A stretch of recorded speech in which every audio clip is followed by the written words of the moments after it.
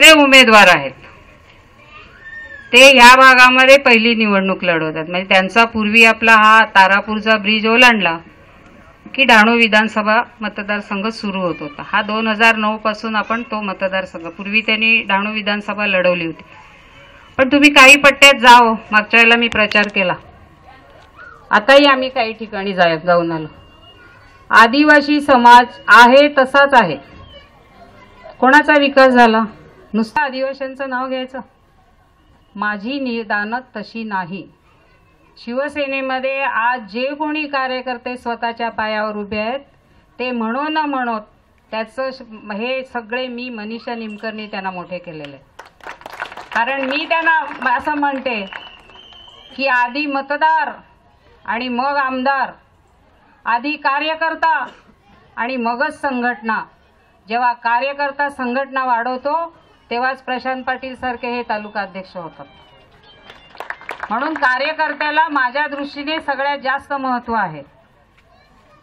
कोणी येऊ दे, आता मला तर वसीमबाईंनी सांगितले, म्हणजे इथे तुम्ही कोणाचा प्रचार करणार ही सांगायची गरजच नाही।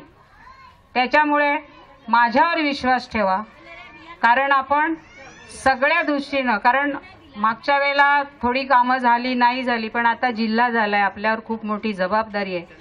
ह्याच्या आधी आपला ठाणे जिल्हा होता, 13 तालुक्यांचा एक जिल्हा।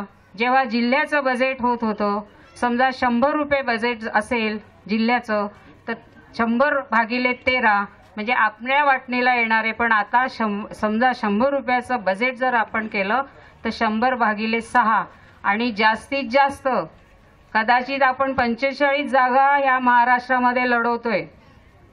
जर त्याच्यात आणि शेवटी असं आहे, ज्याची सत्ता येणार, ज्याला आमदार कमी, ज्यांना कमी तिथे आम्ही, म्हणजे आपण सत्तेत येणार आणि एखादं मंत्रीपद आपल्याला मिळणार। खास करून महिलांना सांगते, 6 या जिल्ह्यामध्ये 6 उमेदवार आहेत, 6 आमदार आणायचे आहेत। एकमेव महिला उमेदवार मी आहे आणि ती दिलेली आहे बहुजन विकास आघाडीने। आणि प्रवीणचं एक वैशिष्ट्य मला सांगायचं आहे, मी मागे निवडणूक हरल्यानंतर एक वर्षभर काम चालू ठेवलं, नंतर मी आजारी झाले। आजारी झाल्यानंतर ह्या म्हणजे जे केलेले उपकार आहेत ते कधी विसरणे नाही। माझ्या आईवडिलांनी माझ्यावर संस्कार घडवले। एखाद्याने 2 फटके मारलेले विसरावे, पण कोणाचे उपकार विसरू नये ह्या मताची मी आहे। त्यांनी मला त्यावेळेला खूप मदत केली आणि जी काय आज मी तुमच्यासमोर उभी आहे ही त्याला प्रवीणला त्याचं श्रेय द्यावंच लागेल। माझं आयुष्य भले जरी असतं, पण त्यावेळेला जर हॉस्पिटलमध्ये बॉम्बे हॉस्पिटलला न्यायची त्यांनी मला तयारी दाखवली नसती तर आज तुमची उमेदवार म्हणून मी तुमच्यासमोर उभी नसते। फक्त एकच तुम्ही आता काळजी घ्या, आज इथे तुम्ही मतं द्याल, पण तुमच्या भागामध्ये जिथे जिथे नातेवाईक काही झालं तरी ह्याच्या पुढे आपल्याला हा पक्ष आपला वाढवायचा आहे। ज्या आक्रमकतेने मी शिवसेनेत काम केलं, कारण काम करायच्या वेळेला कुठल्याही पक्षाचं जेव्हा काम करतो त्याला वयाची अट नसते। मी अजूनही दमलेले नाही, मी अजूनही थकलेले नाही, कारण माझी शक्ती सगळे तुम्ही आहात। त्याच्यामुळे आपल्याला जिथे जिथे तुमची 4-4 मतं, 2-2 मतं, आपल्याला बेरीजच करायची आहे। कुणालाही दुखवू नका, ठीक आहे बाबा तुझं हे काम, आणि अगदी बिनधास्त आश्वासन देऊन टाका।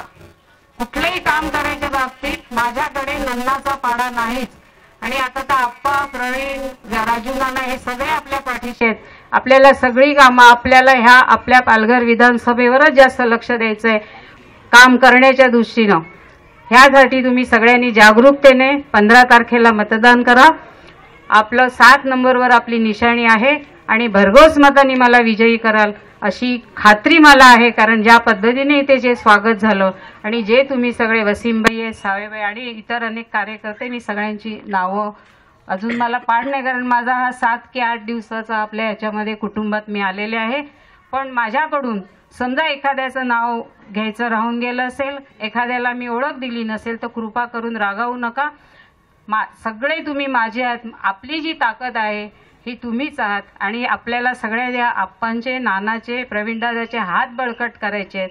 आणि प्रथमच परत तालुका अध्यक्ष प्रशांत झालाय, त्याचं श्रेय आपल्या प्रशांत पाटीलला दिलं पाहिजे। कारण हे जर आमदार आले तर आपल्या तालुका अध्यक्ष आहेत, महिला आघाडीच्या तालुका अध्यक्ष आहेत, सगळ्या महिला कार्यकर्त्या आहेत त्यांची ताकद वाढेल. आणि तुम्हाला परत खात्री देते, कधीही तुम्ही आलात कामासाठी तुमचं कुठलाही तुमचा तिथे अपमान होणार नाही. माझ्या कामाची पद्धत तुम्हाला सगळ्यांना माहिती आहे. महिलांना सांगते, शुक्रवारी आपण पालघरला रॅली काढतोय महिलांची. सर्व ह्याच्यामध्ये महिला 10 वाजता आपण सगळ्यांनी पालघरला यायचं आहे. आपल्याला एक मेसेज महाराष्ट्रामध्ये गेला पाहिजे, आमची महिला उमेदवार कोणत्याही परिस्थितीत आम्ही तिला निवडून आणणार. ह्या पद्धतीने आपल्याला पूर्ण 2 तास ती रॅली पालघर बाजारामध्ये फिरवायची आहे. तुम्ही सगळ्यांनी यायचं आहे. तुम्हाला परवाच्या ईदीसाठी सगळ्यांना मनापासून शुभेच्छा देते आणि माझे 2 शब्द संपवते. जय हिंद, जय महाराष्ट्र. Thank you madam. मॅडम, आपल्या तारापूर भागात एक कंसाळा आणि राणा अशा 150 ते 200 मतं आहेत. आता खासदारकीला मोदीची लाट होती, तरी पण हे सर्व गुजराती असले तरी सर्वांनी एक मनाने या टायमाला आपल्याला बहुजन विकास आघाडीला साथ दिला होता. आणि त्यांचे अध्यक्ष मनीषभाई राणा हे नेहमी सकाळपासून संध्याकाळपर्यंत आपल्यासोबत असतात आणि ते आपला एकदम जीवाचा हाल करून ते काम करतात. आपण खरोखर आपल्या पक्षातर्फे त्यांचे फार फार फार फार मनापासून आभारी आहेत. त्याचप्रमाणे आपले या तारापूरचे तेलीवाड्याची जी अलवारची कमिटी आहे, जे आपल्या बहुजन विकास आघाडीच्या नावाने नेहमी ॲम्ब्युलन्स मेडिकलची सुविधा देते, तारापूर मेडिकल ट्रस्ट आहे, हे सर्व आपल्या बहुजन विकास आघाडीपासून जुळलेले आहेत. आणि आपल्या अलवारसीचे अध्यक्ष रज्जब अली मोटरवाला हे पण नेहमी आपल्या बाजूने आपल्याला कामं करतात. त्यांचे पण आपण मनापासून आभारी आहेत. त्याचप्रमाणे आज तारापूर मांगेलवाडीतनं पहिल्यांदा मॅडम हे तुमचेच पाऊल आहेत की पहिल्यांदा तारापूर मांगेलवाडीतनं आपल्यासमोर पक्षात जाहीर प्रवेश करत आहेत राकेश आरेकर, लौकिक नाईक, भावेश आरेकर, गौरव तामोरे. मी विनंती करेन की त्यांनी मंचावर यावा. पहिल्यांदा तारापूर मांगेलवाडीतनं आपल्या पक्षात प्रवेश होत आहेत.